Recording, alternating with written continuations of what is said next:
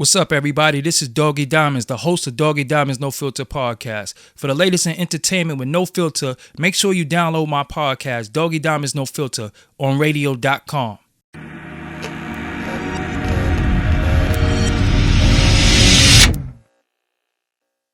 Yeah. What's up, everybody? It's your boy, Doggie Diamonds. You already know Doggie Diamonds No Filter podcast.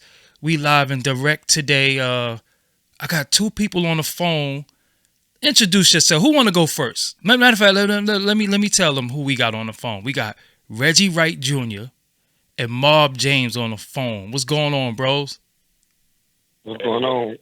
All right, and we're from out here in the West Coast, California. I'm in BK right now, so we all the way from Brooklyn to the West Coast. So where do we start? Reggie, I think I first saw you first, Reggie. Then Mob got real viral within the last few months, but I saw you first, Reggie. Reggie, give us a little bit of your background. Where do people definitely know you from? Okay, well, just like James, we both grew up in Compton, California, over there in the Ma Paru area. Okay. Is where we grew up at. And y'all know us, and the reason why y'all probably talking to us and know our names is because we were both associated with Suge Knight and Death Row Records. Okay.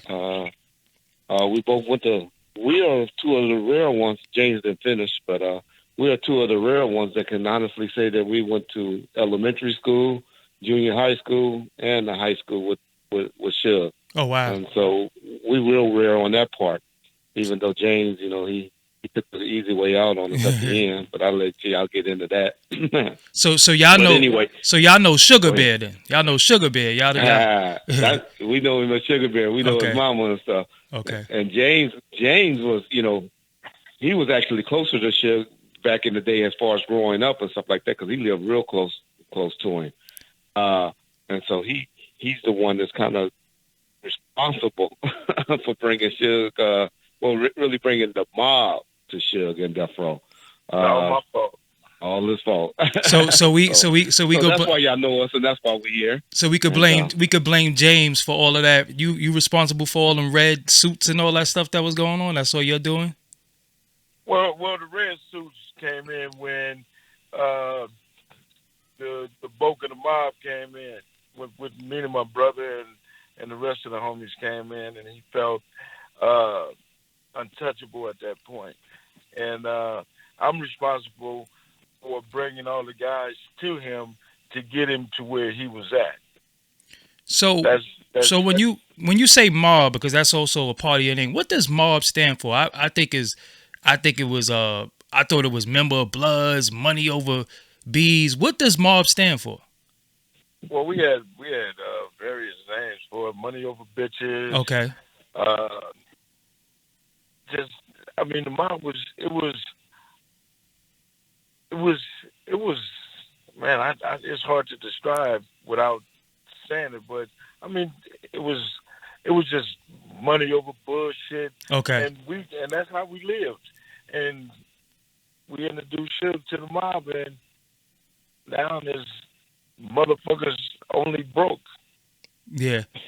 So hey, and let me clear this up because James been a little politically correct with us, and I know y'all want to hear the word members of the Bloods, but y'all got to remember, dudes in Compton didn't really, even though they Bloods, they call themselves Pyrus, not so much Blood. Got you. And so that's why he's not touching on that, and I'll let him get into that more. But that's why he's not touching on that, because we all know Bloods, and even though Pyrus say Blood and all of that when they refer to each other, they really call it from Compton and Inglewood and Pacoima.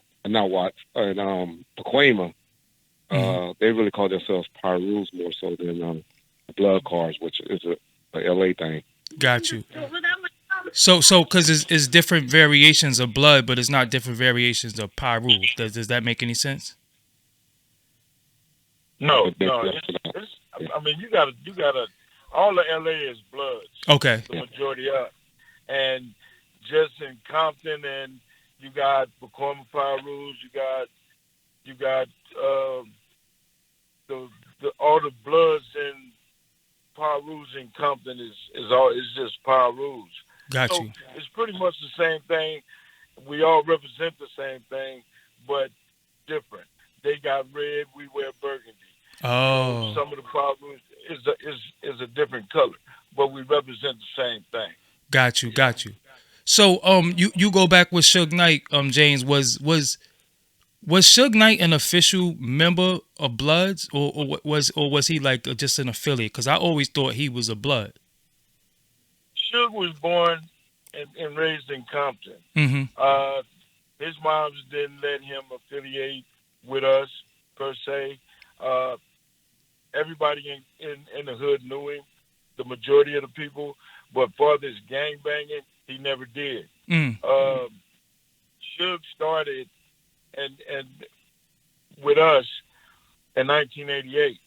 In Mm-hmm. '88, I just got out of prison, and Suge was doing security for his, I believe, his cousin Wes Mm. out of Capitol. So at that point, when I hooked up with him, he needed people to help do security for Budweiser Superfest. Mm. So that's when he got into it. And when the money started coming, Death Row came. When he formed Death Row, that's when all the Bloods came. And no, he was never ever. He never no drive-bys, no carrying a rag, no hanging on the corners, none of that. Suge was a school cat, and everybody looked at him like that until I brought him and introduced him to all different Bloods. So And I'll echo go ahead, I'll Reggie. echo on that because that's when I was hanging out with Shug. Okay. And that's when he and I was running up and down Linwood High football field together. And Mm. we talking about when we were like 16, 17 years old, which was well that's what we were doing all the way up until, I think Shug was like 23, 24 when he, went back and reached back to Mob James and working for Al Heyman, which he was talking about with the Budweiser Superfest and stuff. And so he was really concentrating on football. He went to El Camino Community College, on to UNLV, and then he had a little brief stint with the Rams and the 49ers. Mm. And then when that didn't work out is when he started working with security with Big West and Al Heyman and doing stuff with the Budweiser Superfest. And then that's when he had to reach back to the hood where he grew up. And that's when he, came back with one of his childhood friends, which was James, who was deep into the gang activity, because we're talking the late 80s, early 90s. And, we know what was going on back then. So when Tupac said it's MOB, what is he talking about? Is he talking about y'all, or is he where is he coming from with that? Tupac came in and just took liking to all the guys that was there, and he started saying the mob, Mm-hmm. which is our neighborhood, and like other people. But when Tupac started saying the mob, I didn't like it. Mm. You know what I'm saying? Because you ain't never walked this Compton, and Suge was mad at me. Pretty much everybody was mad at me because of that. But he started, saying the mob in his records and all of this other shit, and it was a joke to me. Mm. And Tupac came in like he had to prove himself to the security, opposed to the security proving themselves to him. Mm. That you the money man. So whatever you doing, we got your back. Opposed to, now I'm trying to fit in. I'm nigga this power rule, whoa, whoa, whoa. And it became a problem at the end of the day. So let me ask y'all something. The night in Las Vegas when the stomp out happened after the Tyson fight, was y'all there for that?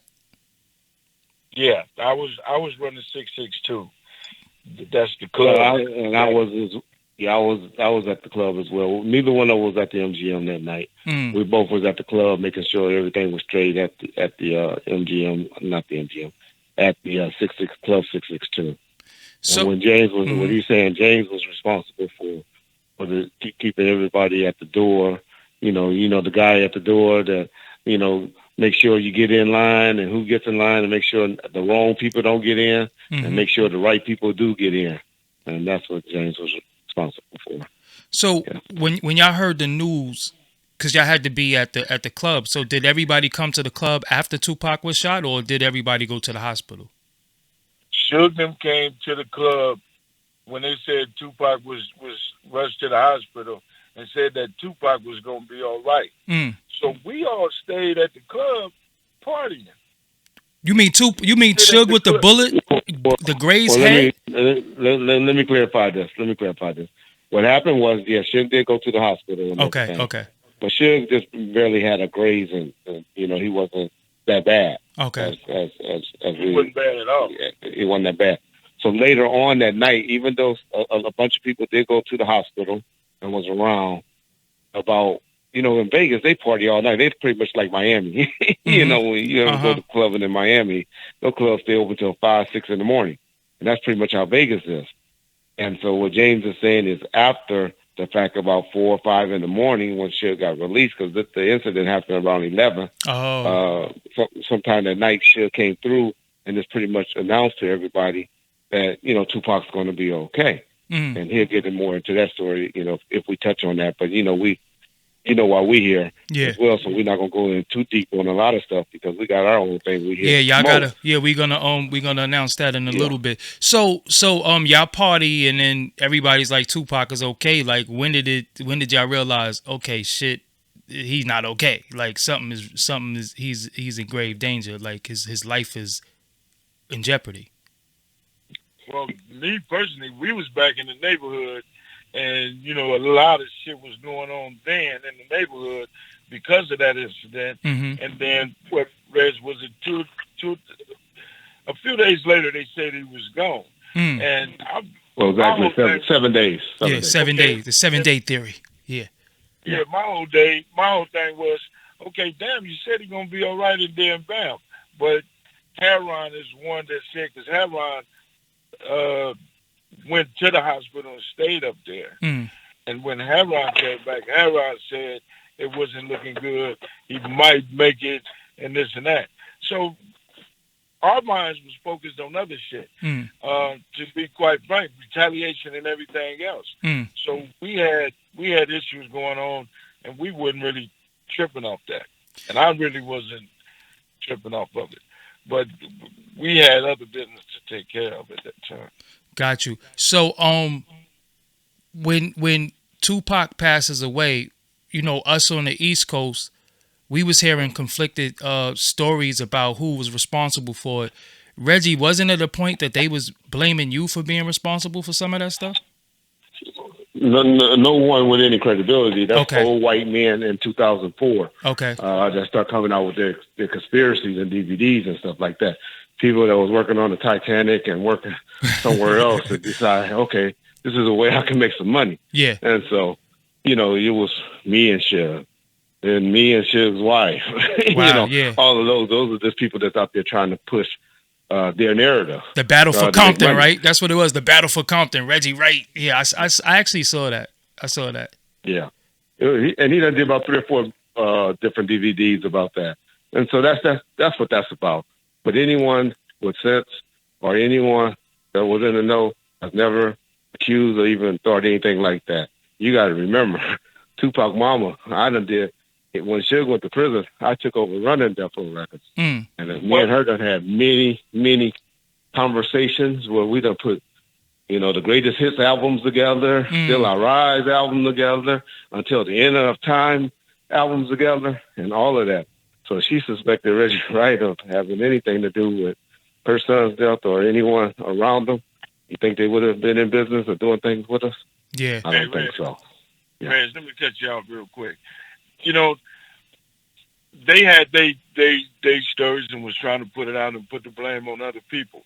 But being in the streets and being from the streets, and the night that it happened, those guys came to 662. The streets knew who did Tupac. Mm. And that was our biggest thing because it happened on our watch. Mm. You know what I'm saying? It wasn't about Reggie Wright. These are these other people out here with all these different theories and all this other shit. But gangbanging and just being on the streets and being there that night, the shit happened at the MGM, and you ran into a cat that wasn't accepting no ass whooping, and he retaliated, and all these theories they got right now today, they still don't want to believe who did it. Mm. And it's plain and simple. It's point blank. So our whole thing was Orlando. Mm-hmm. And that's what it was about. But other people focus was on Reggie because they didn't like Reggie. They didn't like Suge's wife. Certain people don't like certain people. So he was set up. No, he wasn't set up. Tupac got in a situation that he should have sat in the chair, start playing poker, or do something else. This ain't your job. This ain't your job right here to be checking motherfuckers from Compton when one of the homeboys run into a situation with this cat. Mm-hmm. So he got in business that didn't concern him at all. And I don't know how the fuck he knew who that dude was or whatever. I mean, people saying that he was pointed out and Tupac just went and took off. Tupac shouldn't have never been in a position to take off on that dude. So everybody know who did it and why. People just don't want to believe it. So even with the guy, his name was also Orlando Anderson, aka Baby Lane, if I'm not mistaken, right? Yeah, right. You're right. From what I heard, that he actually put his work in out in the street. Like he wasn't no guy to really play with like that. Like he actually put his work in. So was that a recipe for death when they did jump him? Like did if you was there, would you had known that he's gonna retaliate? I knew it was going to be a retaliation. I didn't think it was just going to be that soon. Mm. But hell, we all out here, all of them out there, and he just got his ass. Whooped. Yes, he was one of those cats, a youngster that was not accepting no beat downs. You ain't whooping my ass and walk away from it. And I think Orlando and Suge already had an issue or whatever. But no, he wasn't. The kid wasn't no joke. Mm. He wasn't no joke. And it wasn't Orlando. It was Keithy, his uncle, who was also in the car, who ended up giving the statement saying that that they did it. Mm. But that's who he had the relationship. I didn't mean to cut James off. I just wanted to say it was his uncle Keithy that had the relationship, not so much Orlando. With Suge. Yeah, well, I mean, he was riding with his uncle. Yeah. But what I'm saying is, your question, man. Yeah, the dude was a rider, and soon as Tupac touched him, it could have been both of them because he was trying to get them both. Mm-hmm. And he wasn't bullshitting. And you got a lot of guys like that's growing up in Compton, just like you have in New York, just like you have in Texas. You got motherfuckers that ain't accepting no ass whooping. Mm-hmm. And he was one. The homies. It was too many homies there to handle that situation. But Tupac, because it didn't even have nothing to do with Tupac, if I'm not mistaken, right? Like he didn't have to. None of his business. Tupac would probably still be here if he wouldn't have did what he did.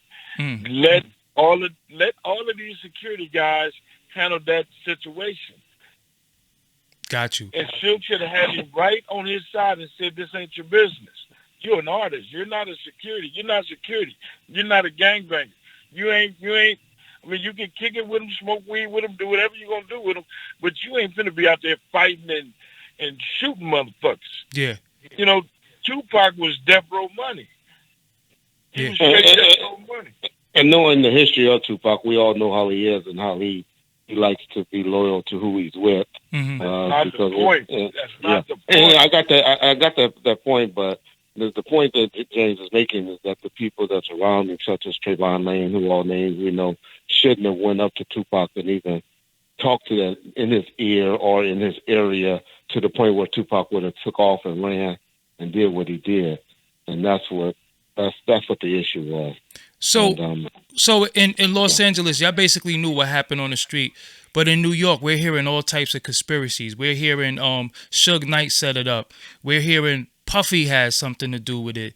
We're hearing put it this way, and just to cut that off, why was there 14 shootings back and forth in Compton, starting day or two after that shooting that went down? we actually had a gang war with the South Side. It went for a minute about Tupac's situation, about the Death Row change when all that came out, and Puffy then was a part of that BS right there. Okay. Coming to Compton, hanging in Compton, and using those guys like Shield used us for security. When Puffy came to Compton, Puffy reached out to Keefy D now. Mm. And now there's a mob power rule versus Southside Crips situation, opposed to you got Suge Knight and Puffy Combs, uh, businessmen involved in some gang activity bullshit, and that's what they brought to the table. You know, it's this ain't about music. It became gang banging. It became who's the toughest and who's going to last the longest. So Puffy used the Crips and Suge had the Bloods. Wow. And it went from there.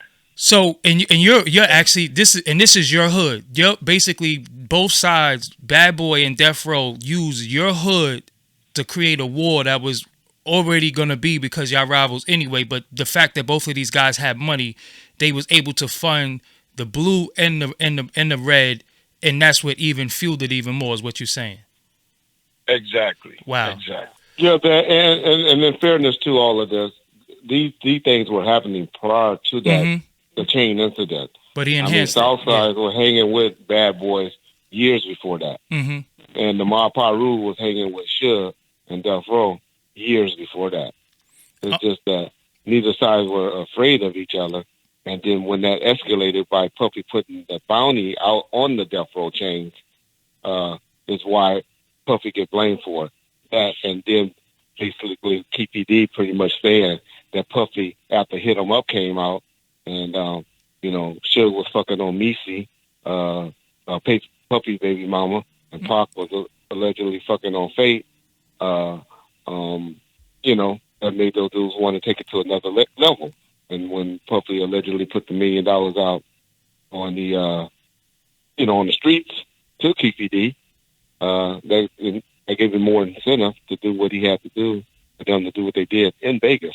So, on top of his nephew just being assaulted. So Reggie, let me ask you something. The thing with the rumor between Suge and Puff's first baby mother, is that a rumor or is actual fact? That's fact. I mean, I was right there. I done delivered money to Misa. Whoa. I done had her son. I done been in the office with her son taking pictures. What son? The oldest son? Yep. Oh, with the Death Row chain on? With Death Row chain. I done been in the office when Puffy mama calling up there saying, "Hey, y'all can keep her. Let's send my grandson home." Wow, I never. Oh, wow. Yeah. So, but we're gonna get into stuff like that. Yeah. That's what our show. Yeah. So this is what I want to do. That's why we need people to come over to the podcast if you really want to hear the real. Yeah. So this is what I want to do. From Death Row. Yeah. Let's about Death Row days and gangster stuff in general because of Mob James' connections with Death Row. I mean, gangster stuff. Then you come over to our show. Yeah, because I want Mob on Mob on your on the podcast. You could talk about your brother, RIP to your brother, who I heard was a Big Buntry. Big Buntry. I heard. Yep. So his name was Buntry because y'all was blood. You didn't want to say country. Did that make any sense? Hey, yeah. Okay, yeah. Okay, yeah. We dropped the C and added a B. Got you. Rest in peace. Rest in peace to your brother. So this is what I want to do. I want to let the world know that Mob James and Reggie Wright Jr. is down with us, Digital Soapbox Network, and they're doing a podcast called the Gangster Chronicles.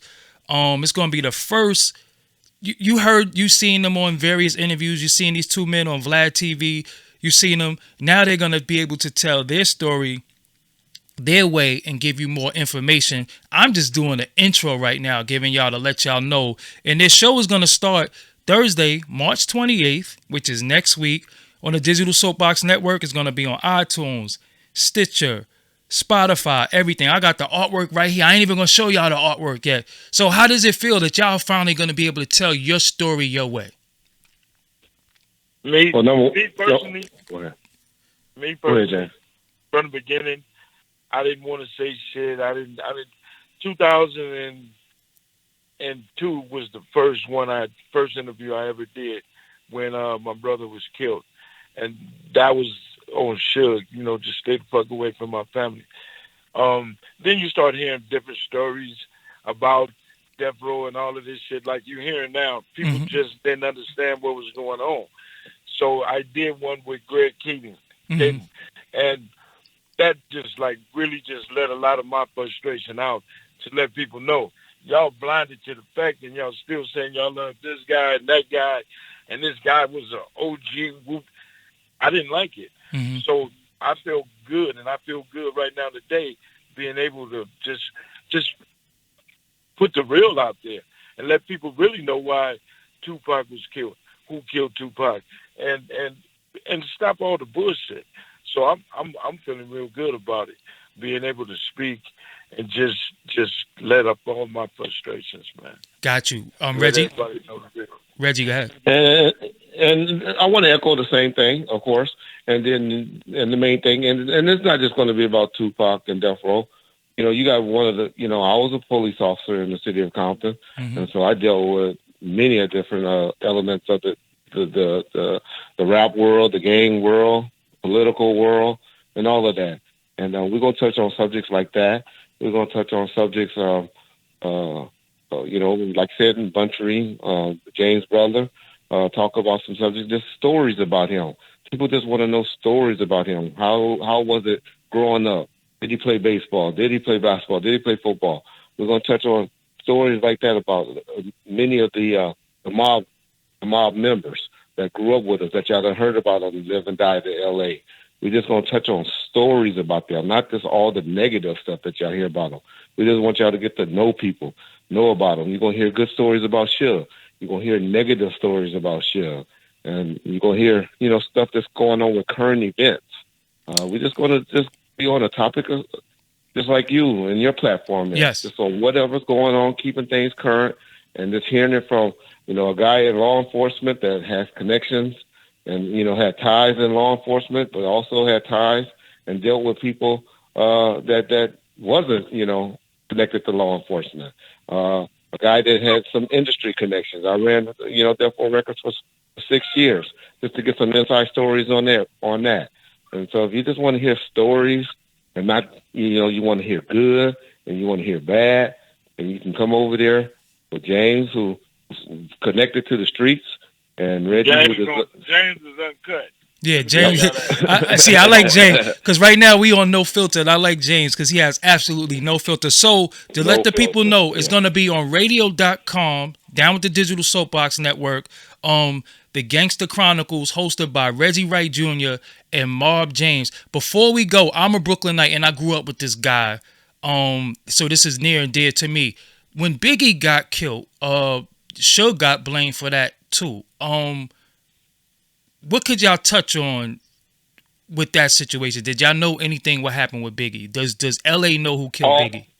Reg, wait, hold up. Let me say this. In that era, when shit was going down, the South Side, shit was said that Biggie was paying those guys and was fucking with those guys and turning them toward his way than Puffy way, and shit went wrong. This is what I heard. So I don't know Puffy from jack shit, but he ain't no saint his goddamn self. He's another Suge Knight. So you gonna leave it like that, right? You're like, yeah. And what I want to say on it, just investigate, read, study the investigation done by Murder Rap with Greg Keating, and that's what I believe the actual findings is. So you believe it was that? You believe it was inside? You believe it was inside on the East Coast side? It had nothing to do with nothing on the West Coast, meaning that it wasn't. Well, no, that's not what the finding. That's not the findings of Greg Keating. Okay, so give the people a little briefing because they could go look it up, and of course y'all gonna talk about it. I just want them to go. I ain't gonna, like you said, you want to tune in? Yeah. That's you know what our show. But if you want to know what I believe and what I believe is the truth, read or go watch the movie Murder Rap. They got a book and they have a documentary. Wow. All right, so that's what it is. So let the people know, man. Gangster Chronicles, radio.com next week. They will be recording March the 28th. Yeah, Thursday, March the 28th. Yo, I'm happy to have y'all on board. And I want you to get into I'm just gonna give some special requests. I want you to get into Reggie Wright Jr., that whole Rampart division, because we heard stories about that in New York, and we was like, wow, the corrupt police. I need you to get into all of that. Mob, I need We're gonna touch all of that. Yeah, Mob, and y'all don't know it. And Doggie he's been very generous. He's one of the producers on the show. Yes. And he's been helping us with our platform and stuff. And so y'all shoot those questions and those topics over to Doggie. Yeah, because Doggie gonna be with us every step of the way. Yes. And that's how we're gonna get our content. And Mob, but we have no reason to cover anything. Yeah, and like I said. And Mob, I'm happy for Mob because he get to talk about his brother in a positive light. That's what I was about to say. Yeah, and he get to because talking is very, very stress relief. And you did a few interviews, and it's been interviews replying to you, Mob, that I'm pretty sure you didn't pretty much like. So you're gonna address all that on your podcast this Thursday, the Gangster Chronicles on Digital Soapbox Network. You know what I'm saying? So I ain't got nothing to hide. I'm gonna say what I gotta say, and I'm quite sure everybody knows by now. My shit is, I have no filter, and I say what I gotta say, and I don't give a fuck who don't like it. It is what it is. Comment on it, and which they do. Some people piss me off. I'm in a different place now that I'm able to speak and get it off my chest, opposed to hating everybody around me for so long. Mm-hmm. Now I'm expressing it and I'm letting it out, and people gonna understand. God damn, this shit was it was bigger than the music itself. All of this shit going on. I lost 10 homeboys, 11 homeboys behind this shit. You know what I'm saying? Including my brother. Yeah. So, all that conspiracy bullshit, all these men wouldn't be dead if this shit wasn't for real. Yeah. So that's what I'm saying. Go ahead, close us out, Mark. Go ahead, finish saying what you were saying. And this is one of the reasons why I'm glad that Reggie, Vlad, and Greg gave me the opportunity to speak my mind and say what I got to say and however I say it. Because my whole thing from the beginning, I'm not doing no interviews unless I can say what I want to say. Yep. I don't give a fuck who I hurt. I don't give a fuck who get mad. I don't give a fuck if they say, oh, damn, what that nigga saying? Is that nigga telling? Come on, man. This ain't no telling. I'm telling my story, how I feel. And ain't nobody going to be disappointed when I say what I say. They're going to be like, okay, cool. And I mean, man, I'm ready for it, and I'm just ready to go.